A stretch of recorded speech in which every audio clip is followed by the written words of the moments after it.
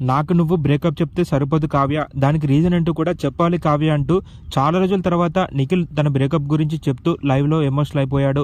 నిఖిల్ గత 6 సంవత్సరాలుగా కావ్యాన్ని ప్రేమిస్తున్నాడనే సంగతి మనందరికి తెలిసిందే.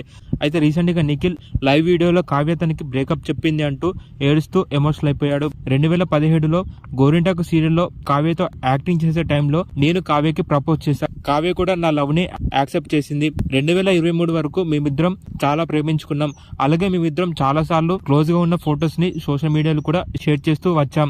కానీ ఎప్పుడు ఎక్కడ మేమిద్దరం లవ్ చేస్తున్నట్టు ఎక్కడ రివీల్ కూడా చేయలేదు. అలాగే మేము చాలా లైవ్ వీడియోస్ లో క్లోజ్ గా ఉన్న వీడియోస్ కూడా ఉన్నాయి. నేను ఎప్పుడైతే బిగ్ బాస్ నుంచి బయటికి వచ్చానో అప్పటి నుంచి కావ్య నాతో సరిగ్గా మాట్లాడడం ఆపేసింది. కనీసం కావ్య నేను బిగ్ బాస్ లోపల ఉన్నప్పుడు నన్ను చూడడానికి కూడా ఒక్కసారైనా రాలేదు. అయితే రీసెంట్ గా 3 నెలల క్రితం కావ్య నాకు కాల్ చేసి బ్రేకప్ చెప్పింది.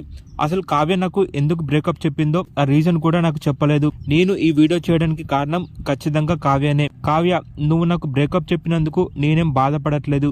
నువ్వు నన్ను 7 సంవత్సరాలుగా ప్రేమించి నన్ను ఎందుకు మోసం చేశావో ఆ రీజన్ ఏంటో చెప్పాయి. ఇన్ని రోజులుగా మన ప్రేమ విషయాన్ని ఫ్యాన్స్ కి ఎప్పుడు షేర్ చేయలేదు, ఎందుకంటే అప్పుడు నిన్ను ప్రేమించే కాబట్టి. కానీ ఇప్పుడు నన్ను ఇలా మోసం చేస్తావని అస్సలు ఎక్స్పెక్ట్ చేయలే కావ్య అంటూ నిఖిల్ కావ్య గురించి చెప్తూ ఒక వీడియోని తన సోషల్ మీడియాలో రీసెంట్ గా షేర్ చేయడం జరిగింది.